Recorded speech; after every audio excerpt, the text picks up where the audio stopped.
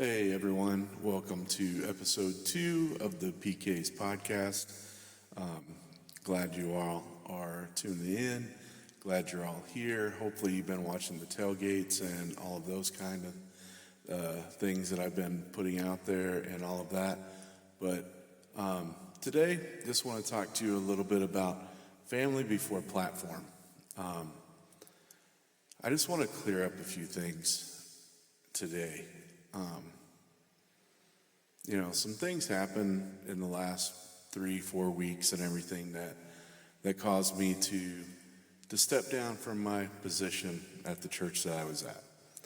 And really the whole reason why I stepped down from my position was really to minister to my kids and really to be able to be there for them.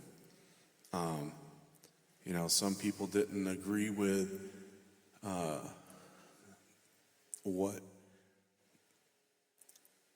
some people didn't agree with me letting my daughter and her boyfriend live at our house. And they wanted me to tell them they needed to leave. And then I could hold on to my position at the church. And, not only it wasn't that I could hold on to my position, it was more or less that I could continue to do the things that I was doing that didn't have anything to do with the spiritual side of stuff. So I couldn't be on the platform, I couldn't preach, I couldn't do the things that God has called me to do, but I could do the things that I was doing. I was doing some things with the architect and some other activities that, construction projects that we were doing, selling a double wide and other things of that nature.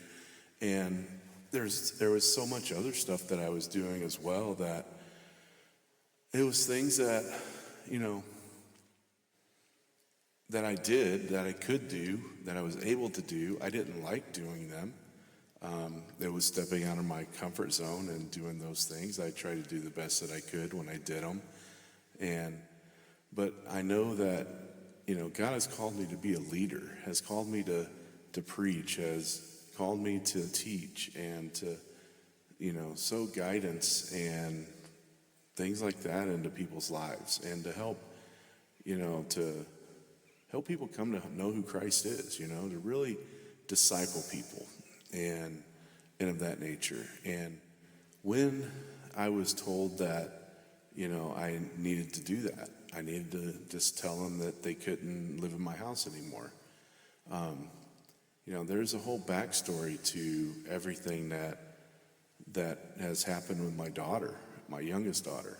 And I'm not going to go into a lot of it, but, she, in the season of her life, there were times when she was insecure. She didn't know what she wanted to do. There was, part of her felt rejection and all of those things. And, there was, she spent some time at the mental health hospital for a week by herself in Phoenix. And, there were things that she was dealing with and all of that stuff. And she had already pretty much moved over to her boyfriend's house and was already, engaging in fornication and all of that stuff. And, we knew about it. We knew it was happening. We know it's sin. We know that, and they were asked, to move out of her boyfriend's house because they had a 2-bedroom house over there. Her brother was moving in and was going to live there. They were already sleeping on the couch and everything. And so in mine and Tracy's mind, we were going to protect our daughter.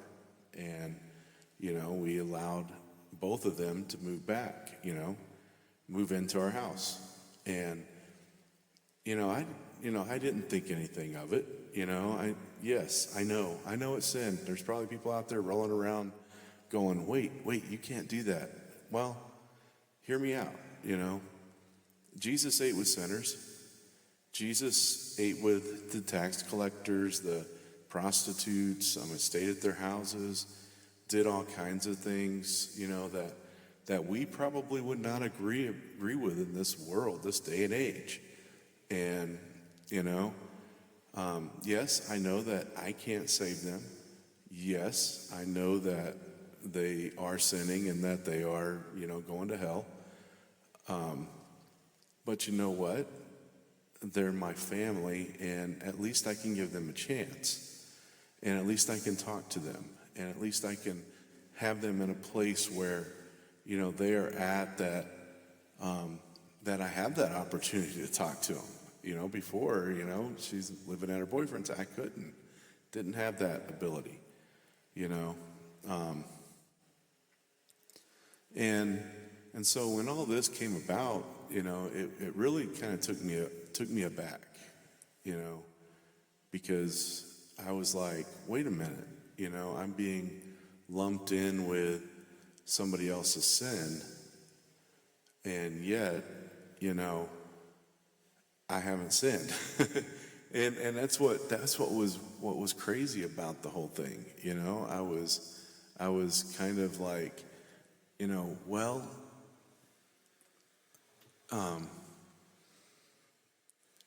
what do I do? And there's people that are saying that I had made an emotional decision. It was just emotions. It was this, and no, it wasn't. It was through a lot of prayer. A lot of crying, a lot of prayer. Because I loved the church that I was at. The church is awesome. The people are awesome. The things that they're doing is awesome. But there was just this one thing. And I was like, well, my mom and dad offered to allow them to come and live in their house. And I was like, well, that doesn't solve the problem. That just gets them out of my house so it doesn't look bad, And, I counseled with a lot of people, a lot of different people from around the country, different denominations, different pastors, different things, and I prayed about it. Me and Tracy prayed about it, and it was like, no, we've got to do this, And so we did, and hence, I wound up stepping down, and it really, I don't know. It bothered me because it was more or less, I felt like the Pharisees were saying, you need to like they were doing to the prostitute or the lady that was caught in adultery. It was like, we're going to stone you. We're going to do this, And it was almost like I felt like, wait a minute, I've got to take a stand here. What would Jesus have done? Well, Jesus wrote in the sand and then he said, whoever has no sin, go ahead and cast the first stone. And there's been a lot of stones that's been casted, and I keep saying, I don't want to say anything. I don't want to bring anything up, but if you're listening to this, and this has affected your life in any way or whatever, call me, get my phone number from my mom or dad. It's on my Facebook page, call me or just tell me, hey, let's meet up and let's talk, But the whole thing is that, this whole podcast today is family before the platform, It's family before the platform. Yeah, I could have submitted to my pastor. I could have said, okay, I'll kick them out. I will, do this, I'll do that. But I couldn't in good conscience do that. And I don't believe Jesus would have wanted me to do that either. And so I gave up my position. I gave it up. That's all it is position. But you know what? My ministry and my family comes before the platform. If you ever ask yourself, what good is it to win in ministry if I lose at home? Am I perfect? No, I'm not perfect. Has these last few weeks been tough? Yes, they have. Is my family perfect? No. Have I gotten in arguments with my kids? Yes. Have I still, done a few things that I regret with my kids over the last couple of weeks? Yes. But you know what? We're all in a learning process. Nobody's perfect. Nobody's going to be perfect. We can strive for perfection, but we're not. You know, we hear it all the time that we're supposed to put God first, then family, then ministry. But too often in practice, ministry ends up first, and everything else, fights for whatever's left over. And that's not right. We are supposed to be, before we do for God, we're supposed to be with God. And so many times we're not. We just do and keep doing instead of just being with God and stopping and listening and listening to what he has to say to us. Not what somebody else has to say to us. I believe in the prophetic. I believe in receiving a word from God. But God is able to speak to me as well. And in my quiet time, in my stillness with God, in my listening to God, that's what God told me, And, I've heard, they're losing sleep over this and this, and I'm like, man, I'm sleeping great. Because that's not what it's about. It's not about just doing for God. Yes, I can do all kinds of things. I pick up the slack a lot of times, because that's what I do. I love to do church stuff. I love to do all that. But, we've got to be able to prioritize our families, Paul told Timothy in 1 Timothy 3, he said that a leader must manage his own household well. Not perfectly, but with integrity, with presence, and with love. We flip the script, we'll cancel date night with our spouse, but we'll never cancel a meeting. We'll spend hours prepping for a sermon, but give 5 distracted minutes to our kids. I've been there. And I still do that every once in a while. And I've stood on the platform delivering fire while my house is quietly burning around me. I've done those things. And, I was everybody else's pastor except for my own kids. Even now, I kind of struggle with that because, my kid, if I'm not, it's like, do I have the pastor's hat on now, or do I have the dad hat on now? Are you listening to what I'm saying? Are you, which side of it is sometimes, But here's the truth, God didn't call you to build a ministry that leaves your family in wreckage. He called you to lead them first. And leadership begins at the table. It begins at the pulpit, not at the conference stage, not on live stream. It is at the table, or it's on your couch, or in your easy chair in your living room when you're having church. Tonight we have church at 5:00 at my house, and hopefully everybody's there tonight. I don't know if they will be because we've had some, conflict that's been taking place, and I'll be honest with you, it's tough sometimes when you have all these family members living at my house,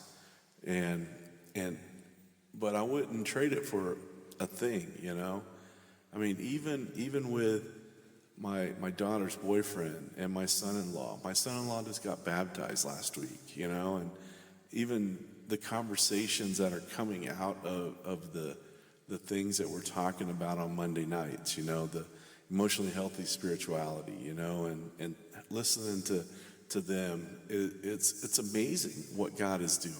It's amazing how those things are happening and transpiring. But, so when I stepped away from the full-time church leadership, something happened in my home, The kids had already started coming back to church. My grandkids started asking questions, we started eating together, there's just different things that we're forced to do now. And it's not really forced, but it's just we are living together, we pray together, and we learn together, and we're opening up that avenue of dialogue with each other. And it's not me just telling them, oh, you got to do this, got to do that. No, it's me. It's us. It's me and Tracy listening to them, and us talking to them, and meeting them where they're at. Our houses, our homes, they're the proving ground for our leadership. If you're in leadership, when's the last time you looked your spouse in the eye and asked how they were really doing? Or when's the last time you let your kids interrupt your important work just to tell you a story? Your leadership starts at home.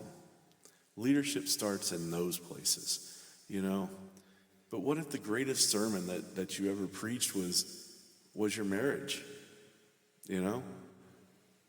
What if your most powerful altar call is tucking your kids in at night and reminding them that they're loved? What is the revival you're praying for in your church? Maybe it starts around your own table. One of the things that I've been learning about is leading out of your marriage. And what does that mean? That means, you have an intimate relationship with your wife, and with your kids, where you are talking and sharing.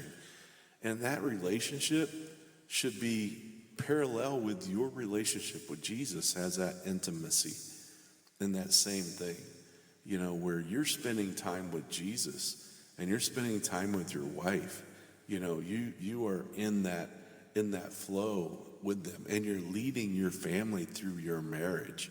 I've been married for I think 34, 35 years almost, and it's amazing, what God is doing in our marriage right now in this season. Me and my wife are closer than what we've ever been before. We're able to talk, we're able to share, we're able to bring up the hard questions and not have conflict about it, because that's just where we're at and where we're headed, I say everything that I've said on this podcast today.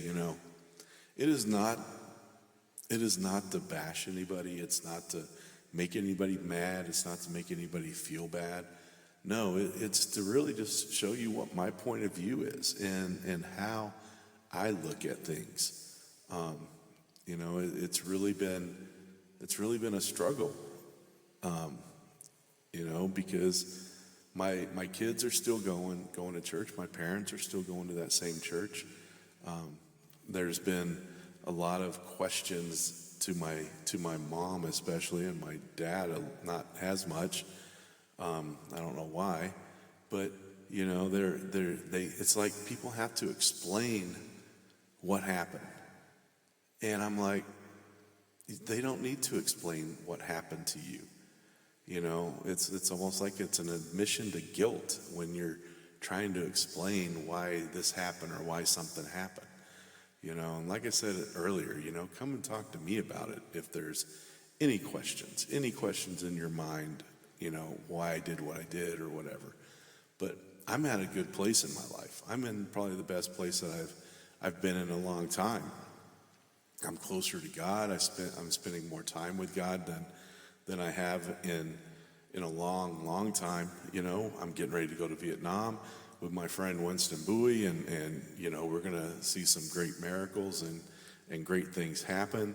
And then I come back and I'm gonna spend some time with my brother, but then I'm going to Oklahoma and I'm visiting friends and family there, and hopefully I get to speak and minister in different places there. But even if I don't, it's worth it because of just the people that have reached out to me from Oklahoma that just want to talk to me about my journey, and they want to tell me their journey.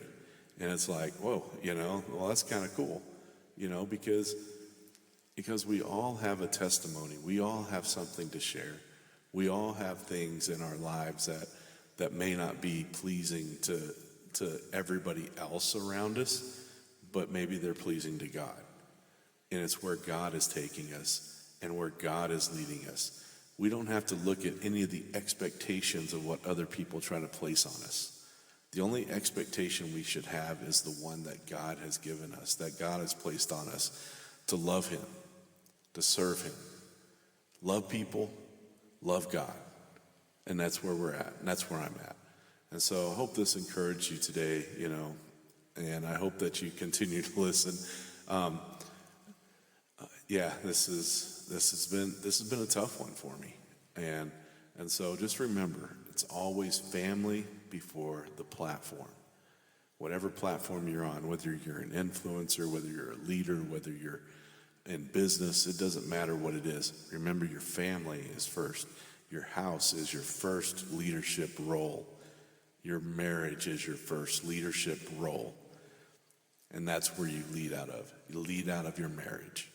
And remember, always, always, don't try to do for God, but always try to be with God.